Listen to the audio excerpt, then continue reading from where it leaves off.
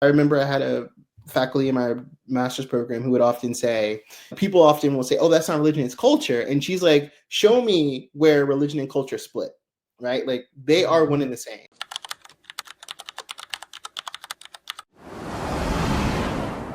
Welcome back to another episode of Behind Beliefs, Behaviors, and the Brain. You know who I am.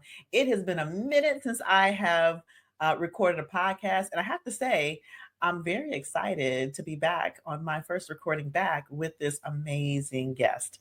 So we were in the green room just a few minutes ago, and he was telling me about how constantly curious he is about everything around him and how much he loves. I cannot emphasize this enough, loves Kansas. And in fact, he refers to himself as a Kansas historian who loves religion. And he is the host of the Religiously Literate podcast. I will say, when we had our first conversation, I remember us having this really great, deep conversation about his journey. And I can't wait for this friend of mine to share with you this journey. And we're going to talk a little bit about religion. We're going to be talking about the weaponization, or what's behind the weaponization of religion. So let me hurry up and welcome to the podcast, Jay Bohanon. How are you today? Doing well, really excited to be here, and thank you so much for having me. Yes, very excited to have you. This is a long time coming, my friend. Long time coming. I really love for the audience to get to know my guests. And so I would love it if you would share just a little bit about yourself, about your journey, not only to your journey to loving Kansas, but your journey to what you're doing now with the Religiously Literate podcast. Yeah, so often I say the most important thing about me is that I'm from Kansas. I was born and raised, didn't leave until I went to college. But that aside, and I think that's important to say because I do think that really helped shape who I am, the specific circumstances of being in the Midwest states, all of that. When it comes to my journey with religion, that has really been a lifelong journey from very, very early age. So I was raised in a missionary Baptist church. And as part of the community, they told us that, as kids, you want to accept Christ into your heart. And I maybe took that a little too literally. So at the age of 7, I decided that that's something that I wanted to do. And leading up to it, they do all this preparation for you before you become baptized. And it's all about, letting Christ into your heart. And once Jesus is in your heart, you will feel different. And so I go and I get baptized and we do the whole thing. And I don't feel different.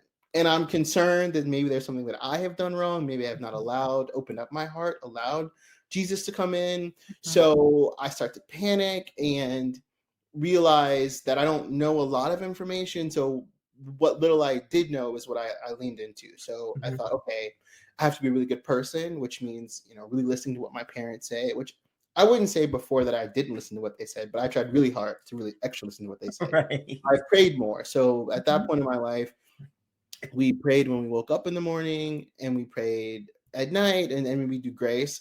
I made sure that I hit every time I ate, even if it was just a little snack. I was praying. I prayed extra time in the morning. I prayed extra time at night. And then I started reading the Bible. So, which I'd been doing before, but I was like very into reading the Bible from front to back.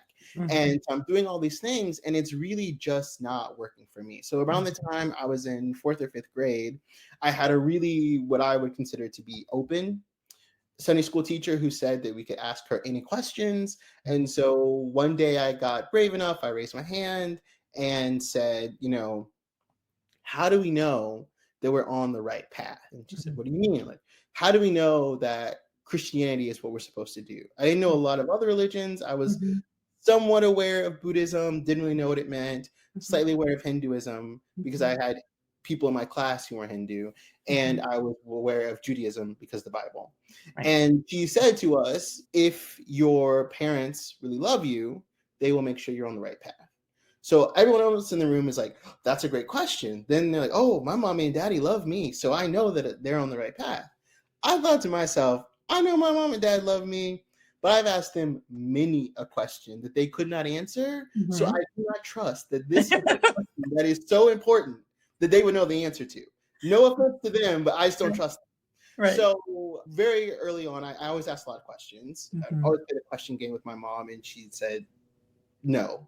So she taught me like super, super early. I learned to read when I was 4 because my mom liked reading, and she said, "You are taking away from me reading for myself. So I'm gonna teach you how to read so we can read together. You'll Yeah. sit, I'll sit next to you, we will read." And shortly after that, once I learned how to read, she told me, if you have a question, there is a book for it.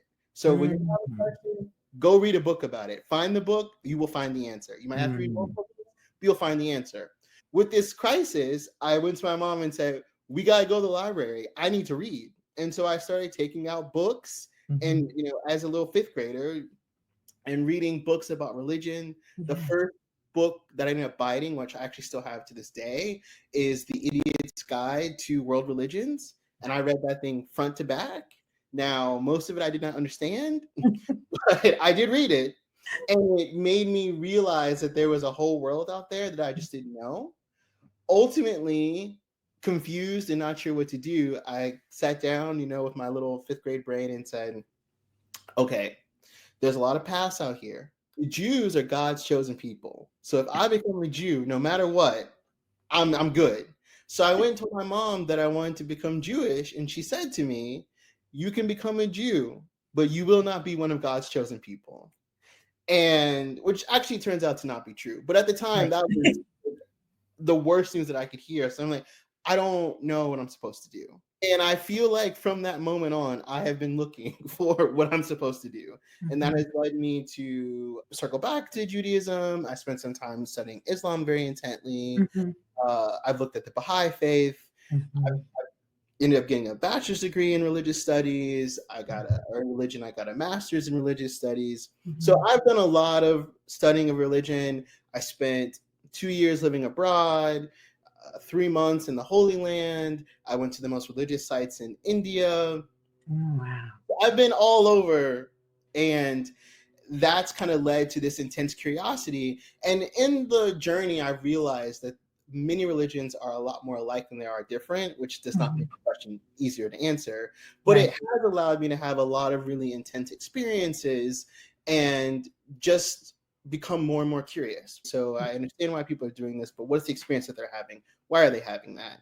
And in that journey, I coming back to the podcast was this realization that so many of us don't know other religions, and knowing that they're the same, we wouldn't look at people so differently or be so afraid if we Yeah. had a better understanding of who they were, what they believe, realizing that's actually really similar to what we believe.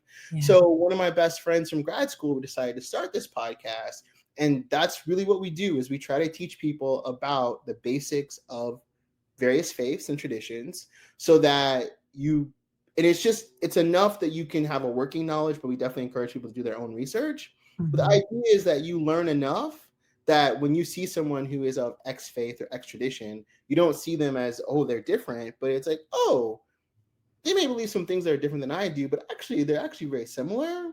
Mhm. And I don't have to see them as the other, and yet I can see them more as a friend. I love that. I love that.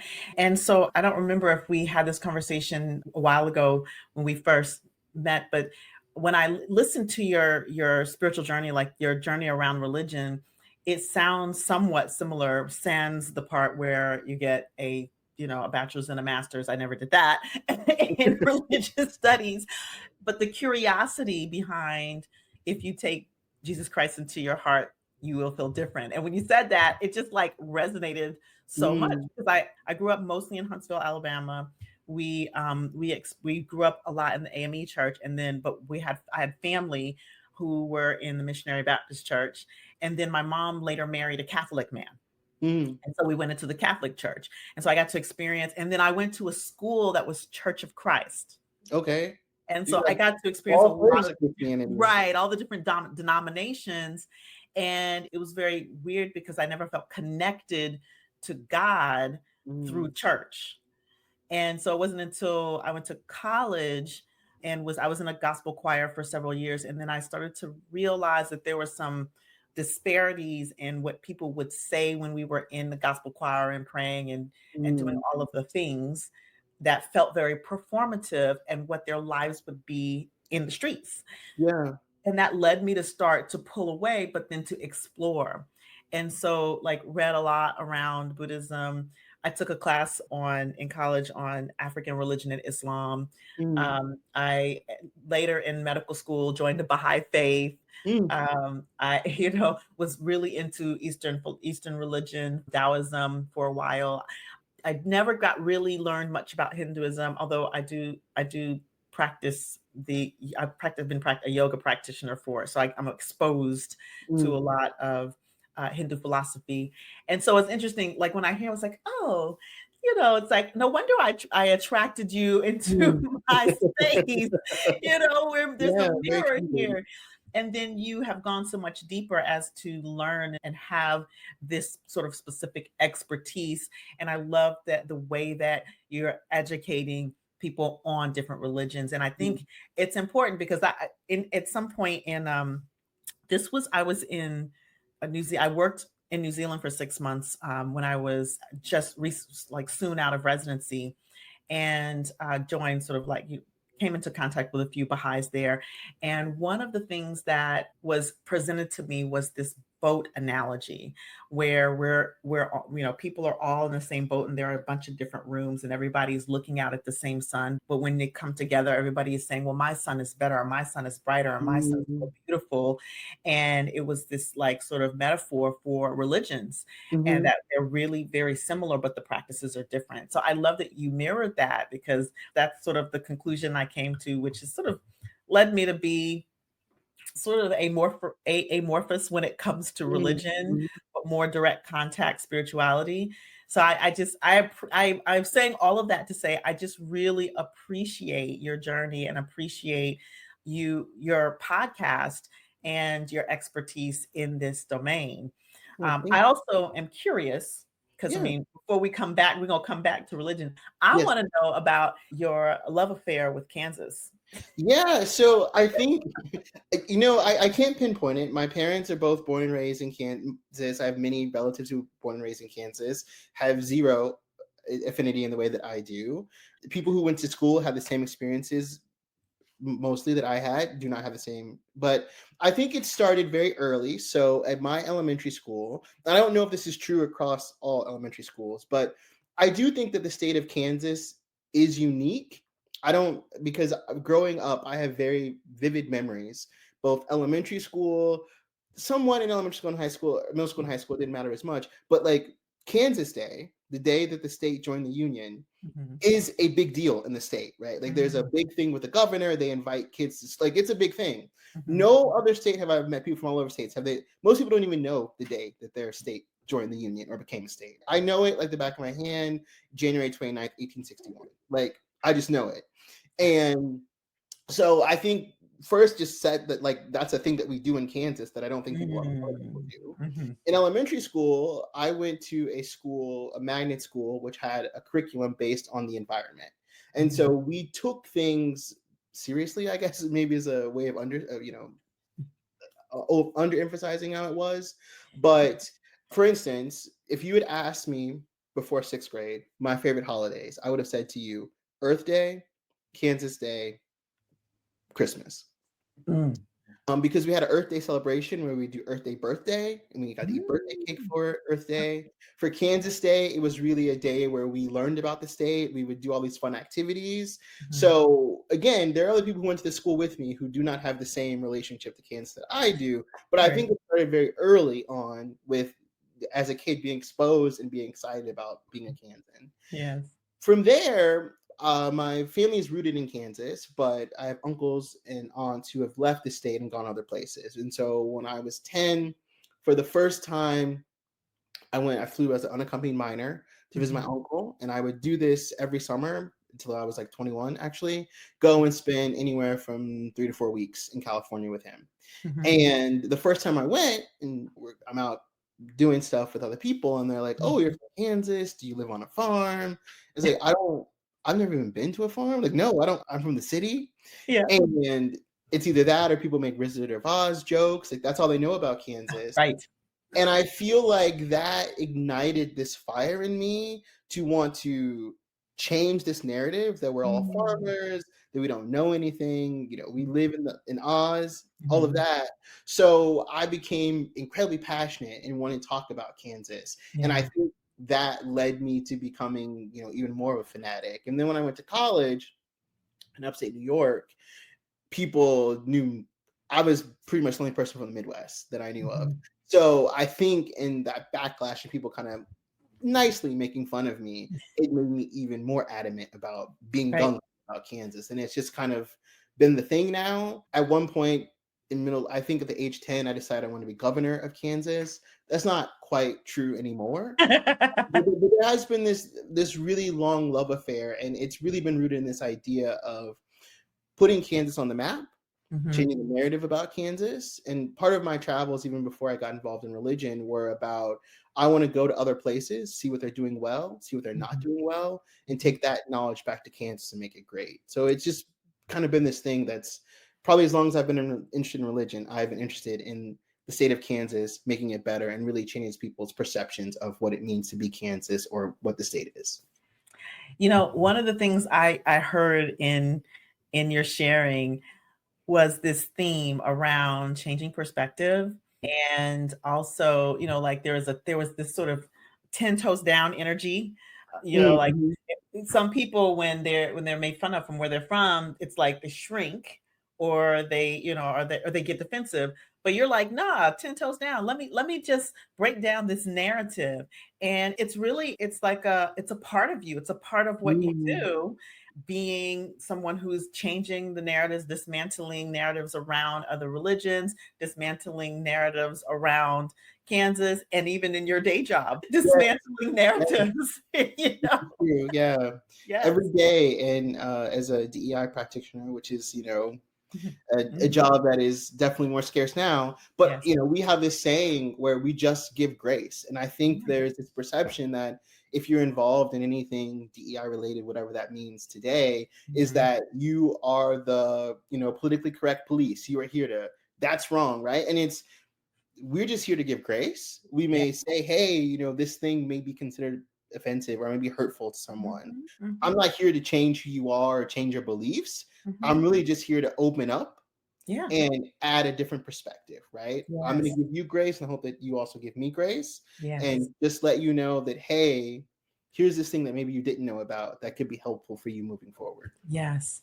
In my work world, it's very similar. It's like creating connection, because a lot of where we are is in this space of them versus us, him Yeah. versus her, it versus it, whatever, right? And it's we're losing this art of human connection and seeing each other for who we are.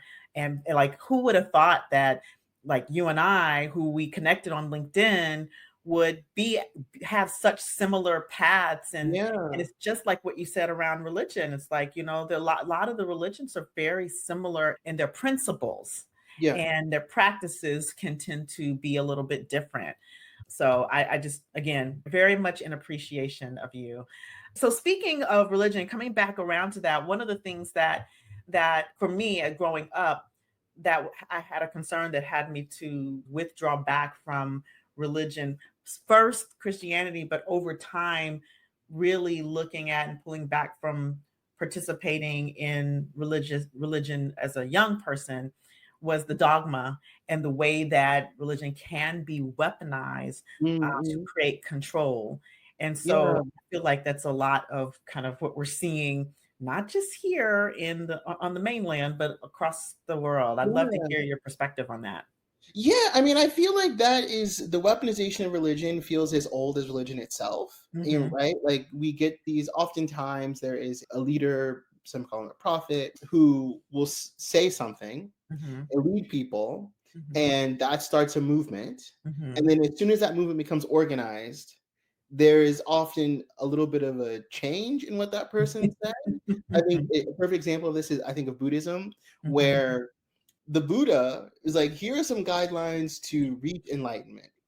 In no way, shape, or form did the Buddha ever talk about being a godly figure, right? Hmm. Or a supreme Hmm. being. And yet, in so many variations of Buddhism across the world, people venerate the statue, right? Like they're praying to the Buddha. That's not what the Mhm. Buddha talked about. Or even Jesus Christ, right? Jesus was a Jew. Jesus was here to reform Judaism. The Mhm. idea that there's this whole movement that's become a different religion, that is not what Jesus was talking about. Jesus was talking to the Jews, telling them that they needed to reform their actions and be better.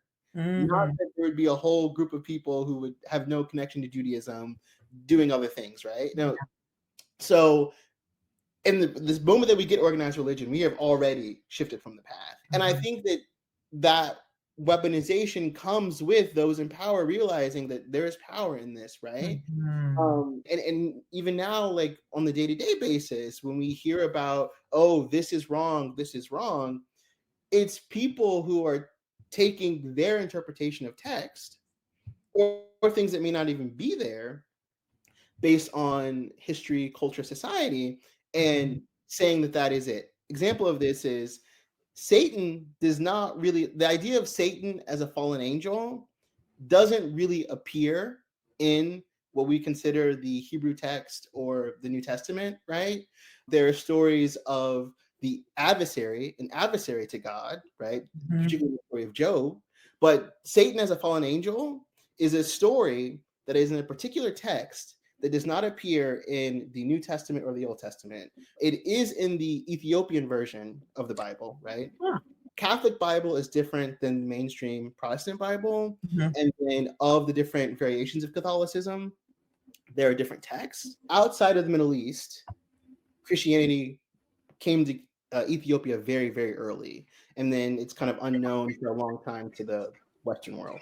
Right. So they have a series of texts that come straight from the Middle East that maybe aren't in the canon of Western Christianity. And one Mhm. of those is the story of Satan being a fallen angel. So here's Interesting. this story that isn't even Mhm. in mainstream Bible. So you go, you're not going to find this story. And yet that is a key part Yeah. of Christianity thought today, right? Mhm. So I think that even now we're experiencing it, but I think, as I said before, it's been this thing that's been around for a really long time where people move away from the movements and the sayings of the person, Yeah. bring in their own interpretation or traditions, and use that as this is what we should be doing, this is what we should be believing, but that's not always what that person said or did. Mhm. Mhm. Absolutely. And it's interesting because I think I have a colleague and friend of mine who she is, I'm shouting her out, Dr. Nicole. She is a host of Your Next Chapter podcast. And she has done, I maybe should connect the two of you, but she's done like some episodes around weaponization of religion specific to marriage and divorce. Mm-hmm. And so it brings to mind all of the various ways, like on the large scale and even on the personal scale, as you talk about this story of how Satan is sort of like when Satan appears in the Bible, and even the concept of heaven and hell, you Yeah, know, the pearly gates, like, all of these metaphors for what heaven or what hell are or yeah, is. And so it just, there are so many different ways that um, people take interpretation, just like they take interpretation of communication. Like I could say, let's go on a picnic. And in my mind, I have a picture in my mind of what a picnic looks like. But in your mind, you have a different picture of what a picnic looks like. And yeah, then I take you on a picnic and you're like, well, what is this? This is not a mm-hmm. picnic, right? Yeah, And so yeah, like people are taking these written words and contorting them and interpreting them based on their own beliefs and values, mhm. and then responding and reacting in a way in the name of said religion. Yeah, I mean, there's a case to be made. You know, I remember I had a faculty in my master's program who would often say, people often will say, "Oh, that's not religion; it's culture." And she's like, "Show me where religion and culture split, right? Like they are one and the same. They're it's kind of a one influences the other, and it's become so muddled in a lot of places." And and I think that's true, but I think oftentimes people in the name of religion are really saying things that are cultural. They don't have to do with the religious text or the Yeah. foundation of the religion, but they pull in their culture. They become one, and that becomes justification for what they're doing. When you go back to the text, what the founder said, it's not often that's not a part of it, but it just becomes so enmeshed that we can't tell the difference between the two.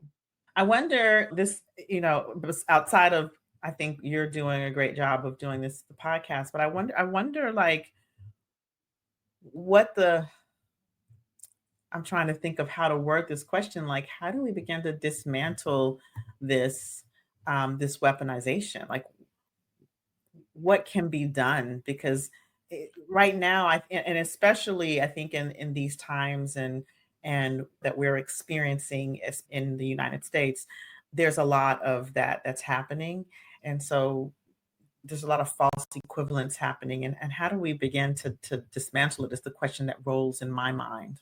Yeah. So I mean, I think I don't think I'm gonna go learn everything about this religion and I'm gonna have that gotcha moment. I don't think that that's ever gonna get anybody on your side. Right. I think it's appealing to people's humanity Hmm. and having grace. And I think that this kind of shows up in two ways. So the first, I'll give an example broadly, and then I'll give a personal example. So Sure. the broad example is I think about in the early 20 aughts, 2010s or so, when I guess it'd be 2010s, when there was the push for same-sex marriage across the United States. Overwhelmingly, it was like not happening. Backlash, backlash, backlash.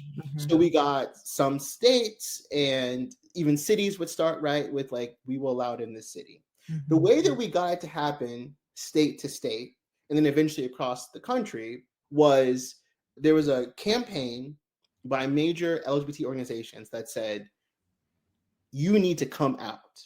Just don't be in the closet if you've like Yeah. had a bad relationship with your family. They don't know. You need to come out and tell them because Mhm. it's very easy to say, "Oh, I don't want those people to have same to be married." But Mhm. when those people turn out to be your sons, your daughters, your Mhm. nieces, your Mhm. nephews, your grandchildren, it's a lot harder for you to say those people because those people are your people. And so Right. there was this campaign of people to come out. And so we see, I think New York was one of the first states and the Mhm. reason, and it's a bipartisan legislature that Mhm. approves it because people realize, hey, these aren't those people, these are my people.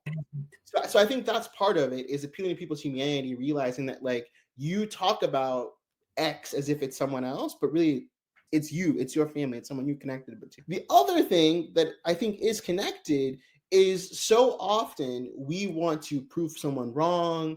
You know, my beliefs are better than yours. That Mhm. never gets us anywhere. Mhm. From a very, very, very early part of my career, I had a friend who we were interns together, and as part of her like personal statement, she said, "I want to be a professional friend," and I was like, "Professional Mhm. friend? Like, are Mhm. we talking sex worker here? Right? Like, what is that?" And now, all these years later, that's what I say. I want to be a professional friend Yeah. because this idea that I'm going to go into the world and I want to be friends with everyone, I think that's how we change the world because Mhm. the way that we treat our friends is much different than we treat strangers, right? And sometimes even better than we treat our family members. Friendship is where it's at. And Mhm. so if we go into the world treating everyone and believing that they are our friend, there I have friends who think differently than I do. We have major differences about political things, right? But I have grace for them. I Mhm. can sit down and have a conversation with them. I don't shut them out, right? Mhm. Like we can have civil conversations, even though we can be on opposing views of Mhm. some topic.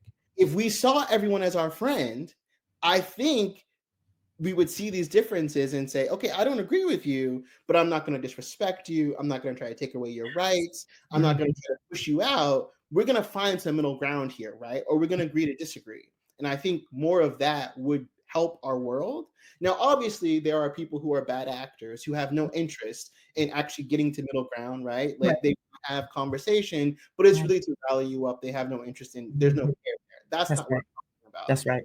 I'm talking about actual care and connection with another person, Mhm. which takes time. It's not something that happens overnight. Mhm. But with that building of a relationship, if possible, through friendship, I think that's how we get to this. There's no quick answer here, but it because understanding isn't something that we always get overnight. It takes time getting to know people, appreciating them, caring for them. And that's I believe how we get there. Of course, that's not a quick solution. It's not an easy solution. It takes a lot of time and patience that maybe not all of us have, which is fair. Uh, Mhm. I think that's how we come across these things. And that's how we get to the realization that what I want and what you want are actually very similar. What we're looking at it might be a little different, but Mhm. the way that we want the same. Because I think there was like a poll done. I couldn't name the poll, but it's like when you put people of different political spectrums, ask them questions. At the end of the day, everybody wants to have a safe environment for their family to thrive. Mhm. Everybody wants to have enough food on the table to eat. Everyone wants to be able to have a good paying job, right? Across the board, we believe in these things. And yet, when it comes down to how we execute to get those things, that's where we fall off the same path. Mhm. So, where do we find the similarities and start working on the solutions there versus already coming from different perspectives? Let's find where we're aligned and Mhm. then work on the solution together. I love that. First of all, I mean, you dropped so many gems, so many gems. So I'm going to start with the friends. And friendship is where it's at. It really is. And it is that I think when you said some people treat their friends better than their family, like that is facts. Like we see sometimes more humanity in our friends. Hmm. It's like there's just enough distance, but not too Yeah. much distance, right? And so I think you're right where that's concerned because there's that humanity piece in there. And there's that grace that we tend to give friends that we don't always tend to give our family. um, Hmm. in certain cultures, I think, right? And so I think that is definitely where it's at. I One of the things that was circling in my mind a bit as you were talking about, seeing everyone as friends, and that the fact that I love that you talked about this poll where people really kind of said the same things about what they wanted, but then of course how they executed sometimes can be vastly different. I think one of the things that it's going to take too is that people to be willing, and you alluded to this as well, like people, it's not a zero sum game. There's this binary thought pattern that we're conditioned Hmm. into, right versus wrong, us versus them, good versus bad. And so there's this, we have to begin to be more inclusive in our thinking, like put the and in. And in order for us to do that, we need to be willing to look at why are we so afraid to put the and in? Why are we so afraid to loosen our grip on our model of the world and our views and see another people's model of the world? What are we afraid of? And people have to be willing to do the personal work of that and do the personal work of what deconditioning being wrong as being bad, decondition the fear of being wrong. Hmm. And so I think that when people start to, this is what in my experience, like when people start to dismantle their model of the world, they start to lose their identity. And that's a very scary thing for people. Yeah. But I think what people don't understand is identity is made up anyway. Yes. It's Yes. totally made up.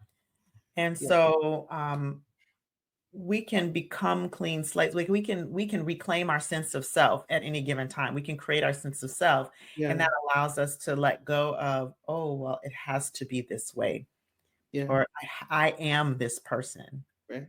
I also think that people forget that identity is so fluid. Like it Yeah. changes so much throughout our lives. I Yes. don't have children, but I think about my mom. Like she was a whole person before I existed, right? My dad was a whole person. And then they had me, and suddenly their new identity was parents, right? Mhm. And that defined so much of how they engage with people, right? And then I moved out and now they are empty nesters. And so they have Mhm. a whole new identity based Yes. on that. In my lifetime, from being a kid to being a student, a person in the Mhm. workforce, a person in my mid 30s. That's a Mhm. whole new identity based on someone who's in their 20s. And so, and even what the world expects from me and how I'm like expected to behave, all these ways in which I'm the same person, but I've had so many identity shifts just based on where I am at in my life, not even connected to like what I identify as, right? But Mhm. like the things the occurrences in my life have created identities for me, and we Yeah. all seem to be okay with that. But the second that someone else places an identity on you or calls something out, that's when we're like, oh, this is really important to me, or you're Right. changing this thing that's important to me. When it's identities are shifting and changing, made up, yes, but also consistently changing throughout our time and space. I Mhm. can be a person who feels very comfortable and proud Kansan, but Mhm. I moved to Tennessee, like I'm a fish out of water, and Mhm. yet that's my new identity. I have to figure it out. Right. So I totally agree with you that it's made up, but I also think that we are so attached to something that consistently changes at any That's point in time, day to day, week to week, year to year. I love that. And also that speaks to, but it also relates to values, like what's important. Our core values can expand and they can evolve and they can grow. And I think oftentimes when we're conditioned into values by our caretakers, our parents, whomever raises us, the educational system, we get stuck in that. Like, okay, this is my parents raised me to be. I have to be this way. And you're either exactly like your parents or you go opposite of your parents, depending on how you're socialized. But we dig our feet in the ground on those values, not recognizing that, like, as we evolve, our values evolve.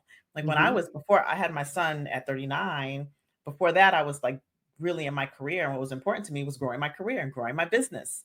And then I had my son. And then I'm like, well, no, I'm a mom first. Like that's my family is the most important thing to me. Yeah. And I mean, it's in a season where as a tested introvert, I really enjoy my own company and I don't mind being alone. But then I've entered this season in my first year in my decade, my 50th decade. I've entered this season of like, no, I want to be connected to people. I'm still an introvert, but I really want to be in community. And that's different for me, right? Yeah. So values, our identities are fluid. I love that you said that. And then our values expand and they evolve over time as our identities begin to shift as well. And so I think that recognizing that in people, recognizing that in themselves and allowing grace for themselves to evolve Yeah. will allow us to be able to see each other and to lean into this friendship. Yeah. And I would even say, to circle back, I think that a lot of weaponization of religion is that fear, right? Like, this is what I was taught. This is what I believe. This is how I was raised. This is my community. Yeah. And this idea that it's changing when something that's different than me. Let me use religion to bring that back, right? Because people aren't going to really debate religion. If the pastor or the imam or the community leader says X, I'm going to believe them. And that's how they keep us in line and weaponize us from having an evolved value identity. Yeah. Really kind of dismissing the idea that you can use all the weaponization that you want, but like things are still going to shit. We live in a globalized world. Maybe 200 years ago when the world wasn't as globalized, you could do that. Right. But today it's globalized. We're constantly engaged with people who are not in the same space as us. And so we will be changing regardless if we want to or not, right? Even if I live in a remote community, the work that I'm doing that may be at a clothing company creating clothes for a country, like I've been touched by something that's impacting who I am, who our community is. So I think that that's a huge way in which it's being used. Is it's really trying to let's stop this evolution of person, values, identity. Yeah. And in the words of the Borg, I'm a Star Trek fan. Resistance is futile. Yes. Yes. Oh, it has been such a pleasure to have this conversation. I feel like we could probably talk for another 30 minutes because I'm enjoying it. And, I'm aware people got places to be and things to do and attention spans are short. And so I really, really appreciate you coming on and having this dialogue. I hope that offline we remain in touch. We maybe even have another podcast together in the future, but I just appreciate you. So I want to leave the audience with a resource so that they can continue to keep in touch with you and follow you.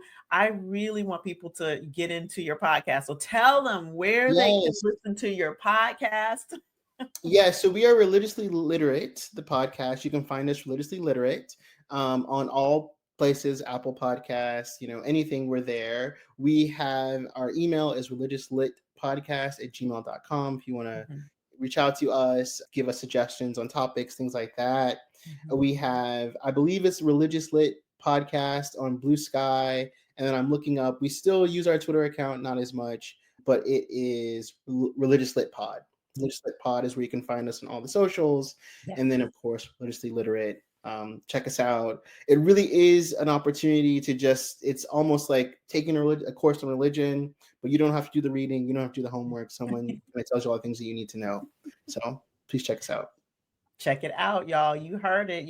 Religiously Literate Podcast. And we will have that in the show notes. We'll have all of that information in the show notes. So don't fret if you're driving, stay safe. When you get home, just click on the click on the podcast so that you can see the show notes and get all of that information. If you're listening through YouTube, you can click the description, and that's where our show notes will be as well. So once again, Jay, thank you so much for this conversation, for being on the podcast, for your wisdom, for everything that you've shared.